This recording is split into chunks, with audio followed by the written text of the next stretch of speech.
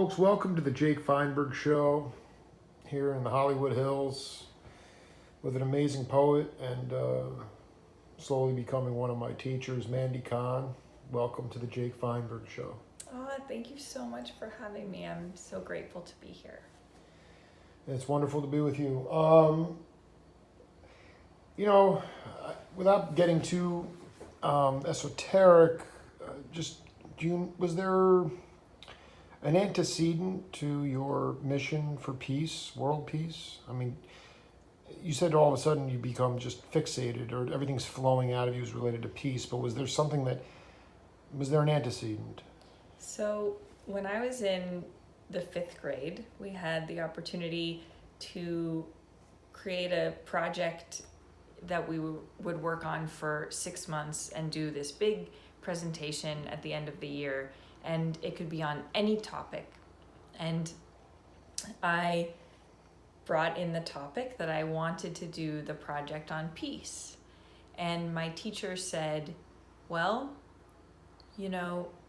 peace in itself isn't enough of a topic. So what about if you did your project on war and peace? And so Tolstoy. Exactly. So I sort of, said okay. He sort of talked me into changing my topic to war and peace.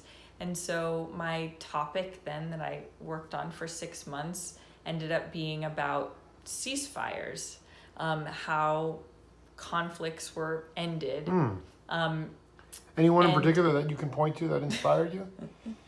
Well, none of them inspired me. Right. Ultimately, I realized that the shifting of my topic by my teacher had sort of shifted the focus to mostly thinking about war and how the war would end. As an adult, I came to understand that peace, in general, our understanding of peace is in this contrast with war. That when we think about peace as the thing that ends war. We think of peace as a ceasefire. And what I've come to understand now as an adult is that peace is a state, a beautiful place that we can access, that anyone can access, and that in that state, there is no conflict. That in fact, I had been taught to think of peace in relationship to conflict, but in fact, in peace, there is no conflict. What I see in my mind's eye when I think about it is this elegant unbraiding of the fabric of conflict, so that in the place of peace, there simply conflict cannot exist there. So it's just a different way of being that is just almost an air in which conflict cannot breathe. So now as an adult, I understand, I understand that peace is a topic so vast and so vastly misunderstood that hundreds of presentations, hundreds of books, hundreds of volumes could be written about it without having to put it in contrast with derision. Mandy, did you, part of the Tao ultimately is about transcending the cycle of birth and death and reincarnation. And we were talking earlier about that you've seen yourself in other lives and you've taken on other responsibilities in other lives that you're not taking on in this life. And I mean, how distinct are your visualizations of the other lives you've had?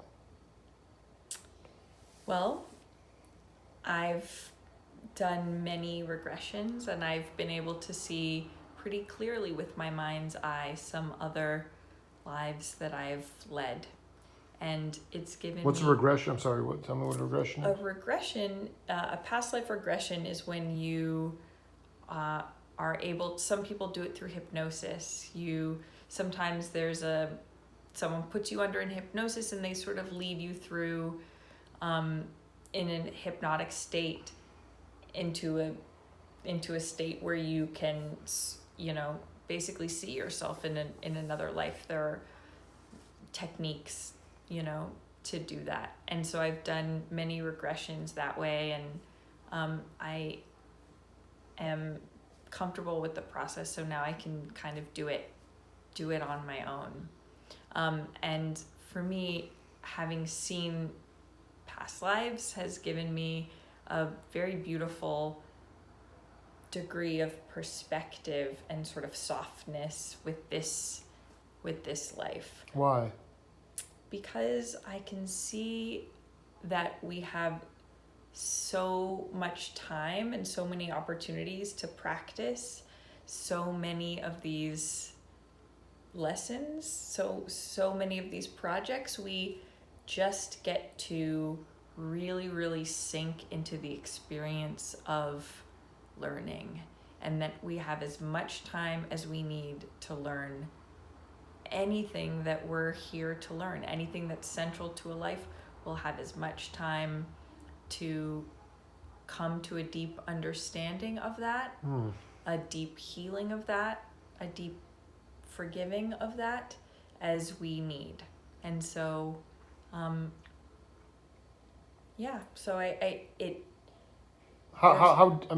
did you learn, or maybe the better question is, how do you get into a hypnotic state? How did you learn to get into a hypnotic state on your own? Well, is it like what we just did with the? It's a little bit.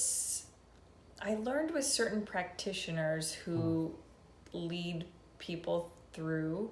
I learned how simply it can be done with a practitioner when it's being led. And then, over time, the state became a little bit fluid for me, where I understand sort of the relationship between that realm and this realm, and I'm not quite sure why it's sort of fluid for me to be able to go. No, because there. you are you self-teach yourself a lot of stuff. You did the same thing with the cognitive. That's true. I did teach myself cognitive behavior, because that's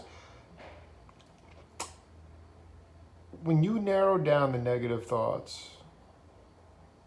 When it came down to it, was there one reoccurring one that kept coming up, and how did you overcome getting that habitual nature? How did you overcome that? Because that's all the Tao is overcoming your habitual nature and finding your true nature, and that you do that through cultivation. So what was that reoccurring negative? If there was one that, because you whittled it down from 85 to 60 to 14, then you just riff on that. Yeah. So in the process of cognitive behavioral therapy, in the beginning, you write down all the negative thoughts that you have and you categorize them, and then you write a truer thought. You realize that your negative thoughts are you'll have a thought like, nothing ever goes right for me. And then you used that last time. What's another one? Another one would be, I never get chosen for anything, right. Something like that. Left out. Yeah. And then you sort of look at the facts and you say, oh, well, actually, sometimes I get chosen and sometimes I don't get chosen. And actually, if I look over my history, I get chosen as much as I am not chosen. And you sort of put in a more truthful or a more honest or more full thought than the sort of negative one. I don't have a memory of any negative thought being prominent for me. Really? Even when you narrowed it down, you're like, wow, this one keeps coming up? Not really. Yeah. Not really. I think what was most important for me to understand was that I came to identify as the person observing the thoughts rather than identify with the thoughts as being me. And that was the place of power. I stepped into my power and came to understand that I have dominion over the space of the mind, and that I get to choose what I focus on and what I grow. Even when there's a thought that flows through my mind that's not, that might happen today, that is a thought that I wouldn't want to see grow, I just sort of let it go. And when a thought comes through that I would like to see bear fruit, I lean into that thought. When a beautiful thought occurs, often when I'm walking around my neighborhood and I notice, a beautiful tree, or have a beautiful experience of smelling the scent of that tree or that sort of thing, I lean into that thought, because I know that the more time I spend in that thought, the more I let that thought expand, the more experiences like that I will connect with. And so I lean into the things that I want to grow, and I just let the things that I'm not interested in experiencing more of, I just let those things kind of go. What's the one thing that, or what is the thing you learned about delivering a poem in academia that you still hold on to today? I mean, I asked the question because in jazz, for instance, in the, whatever that means, in the 60s, there were no schools for jazz. There was a couple, but it was a street music, and you learned it on the bandstand. It was out in the streets. Today, music is being made in the academy, and so you get a lot of students who wind up sounding a lot like their teachers. There's not a lot of venues, and music as a livelihood is seen as a different thing. So that's a whole conundrum. But there's a lot of similar overlaps with poetry, and I wonder, what's the one thing, or is there something that you can point to that you still carry with experientially, that you learned in academia that you take on to the stage when you perform? Well, when I was a student, when I was an undergrad, I had the incredible opportunity to see the great poets of our time come and read at UC Berkeley, where I was a student. And I noticed that each poet that arrived and shared this incredible work, that they had a voice that was very unique, very distinct, and a way of presenting that was unique and distinct. And I just came to understand what it was to have a fully realized voice, a fully realized point of view. And I learned so much from their courage, from their honesty, from their vulnerability. And I just learned from watching how to arrive to the project of doing this work. And because I got to see such a wide group of poets do that, and do it in their own voice and do it in their own way, I was able to get many sort of examples of what that realized personal style and voice could look like, without being too influenced really by one voice. No, you're nailing it. No, so I mean, everybody begs, borrows, and steals, but ultimately, you get influenced. But this is beautiful. So you recognize that you needed to find your own individual voice. Well, I recognized what it looked like when someone did. Right. I think for me, there was never a process of looking, because for some reason, I've I just know, yeah, I know it's I've coming. just always had this Yeah, voice. yeah. So the voice, whatever it is, for better or worse, the voice was always there. The the technique continues to take an incredible amount of practice and fine tuning, but the voice was inherent. Is there a way? Do you feel sometimes that you over prepare? I mean, to me, so much of the magic of art is spontaneity. And I know that you want to go up there and do a really good job and touch people's hearts, but you also strike me as somebody who can sort of just off the cuff. How are you off the cuff? You know, I mean, do you like to go up there sometimes and have nothing set in stone? I love the feeling when I have something prepared, Right. but instead I have this incredible intuition to speak from my heart, speak about something else. That's the most magic part. Is there an example you can point to? I mean, it happened very recently when I gave a reading a week ago. I was part of this beautiful tribute to Pablo Neruda, and I was asked to read some of Neruda's poems and some of my poems, and I had things prepared to say, but what I felt very called to say in the moment was to talk about, well, to be grateful not only to Neruda but also to his translators, and to talk a little bit about the relationship between translators and the poets that they dedicate their lives to, their careers to. For whatever reason, it felt really important in that moment to honor the art and the practice and the project of translation. Anyway. That came on the fly. Yes, it happens. That's the Mandy Kahn I want to see all the time, on the fly. Well, I love to be on the fly. It's beautiful. For me, I find that preparation helps me to feel comfortable arriving at the event, and maybe before the event and as the event begins.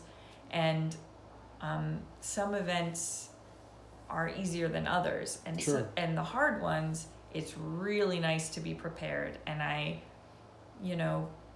even sort of the things I say interstitially, I like to have notes on, because some events are challenging, and I find it to be comforting to have that to lean back on. What do you have to read for us, Mandy? Oh, well, I'm going to read this poem called The Everyday. Old friends, old loves, I celebrate the day today you've found, the favored cup, the dog, the child, the husband, wife, the hat rack by the door, the bowl of keys, the chair in sun, weekends with your omelets made just right. You graduated into the encyclopedic pleasures of the everyday, that brighter vision, the sharp phantasmagoria you enter when you watch your child through sprinkler water, that moving prism. Didn't I always tell you, lover, roommate, there were portals by the dish towels? You think you left your dreams. You've entered the basilica of the present by its common causeway. This your striving earned.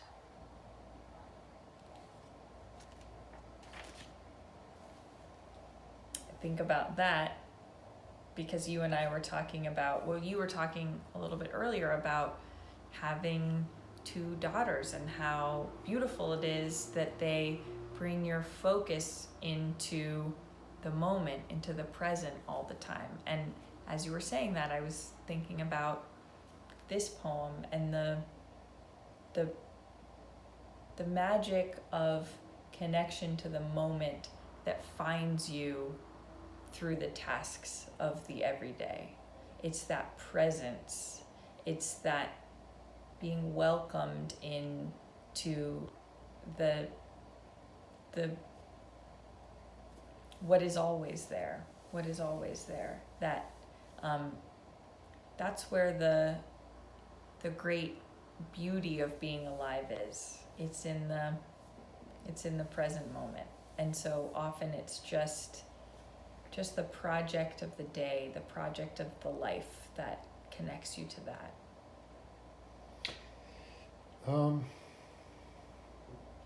If there's one thing that makes you, that people come up to you and say, that's Mandy Kahn.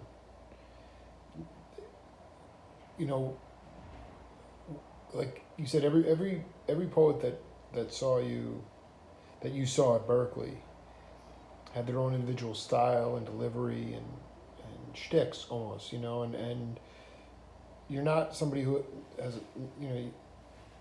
what makes you you? What gives you, what is that, even in your mind, what is the individual, what gives you your individuality? I believe that we're born completely unique. But it takes a while for that voice to come out. Maybe not for you. I just, the idea is like, you don't have to you can just say, what do people say to you that inspires them when they come up to you after your reading? What do they say? I feel that I'm too shy to answer that question. I can't, but humble. You want to read something else about peace? So I have an event at the Philosophical Research Society in Los Angeles called I Like Peace. The event is about the connection between personal peace, the peace that we build in our lives, the peace that we build in our experience, and experienced peace or collective peace or world peace.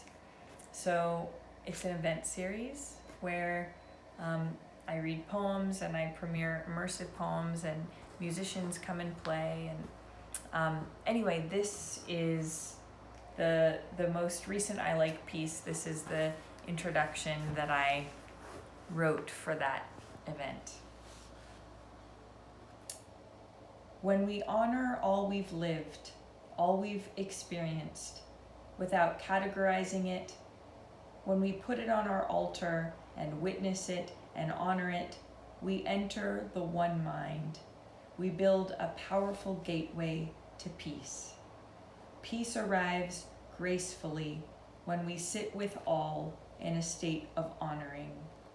Peace arrives in the body, in the experience, and when it has arrived in many bodies, in many experiences, it begins to arrive in the collective experience. That arrival looks like the beginnings of world peace, and then it looks exactly like world peace. What is it to honor what has occurred? It is not to condone. It is not even to forgive. For to forgive, we must first deem something requiring of forgiveness. To honor is to witness with a loving heart. I'll say that again. To honor is to witness with a loving heart. To honor is to witness with a loving heart. It is not to accept. To accept is to tolerate.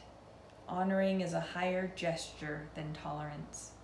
It is to understand with love. It is to understand that it is love that will build a new experience. It is to change what is with love. It is the mind that wants to analyze what is not love. It is a confusion of the mind that we must focus on what we do not want to unbuild it. We unbuild with love. We unbuild with peace, with honoring. We unbuild by building again, in a gesture so graceful it astounds. What is not love unfastens, swirls, and starts again as what is love, as what is love. It is the building with a loving gaze, with honoring, that unbuilds the old. It is the building, the making of the new, that gracefully unbraids and braids again. Honoring is the fastest, most efficient route to peace. The slowness we've been mired in has forgotten the efficiency of honoring. Examining what is a building of what is. Day to day we build again what is. No, let's build anew from love.